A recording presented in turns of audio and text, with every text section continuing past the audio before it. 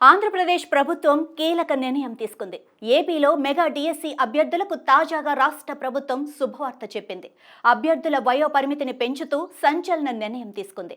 వయో పరిమితిని 42 ఏళ్ల నుంచి 44 ఏళ్లకు పెంచుతూ ఉత్తర్వులు జారీ చేసింది. అయితే ఈ వయో పరిమితి పెంపు ఈ ఒక్క మెగా డిఎస్సికి మాత్రమే వర్తిస్తుందని పేర్కొంది.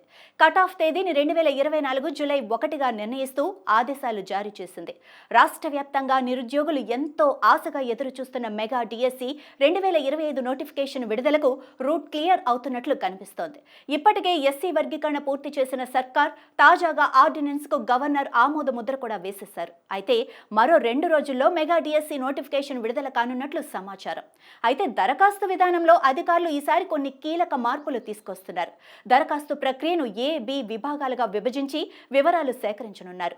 దరఖాస్తు సమయంలోనే అభ్యర్థులు ప్రభుత్వ, పురపాలక, పంచాయతీరాజ్, ఆదర్శ పాఠశాలలు, ఏపీఆర్జేసీ, సంక్షేమ శాఖల యాజమాన్యాల ఎంపికకు ఆప్షన్లు ఇవ్వాల్సి ఉంటుంది. అలాగే దరఖాస్తులు సమర్పించిన తర్వాత పార్ట్ బిలో సర్టిఫికేట్లను కూడా అప్లోడ్ చేయాల్సి ఉంటుంది.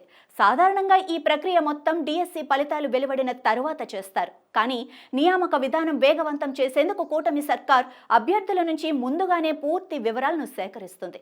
దీంతో ప్రభుత్వ ప్రణాళిక ప్రకారం జూన్లో స్కూళ్లు రీఓపెన్ అయ్యే నాటికి నియామక ప్రక్రియ పూర్తి కానుంది.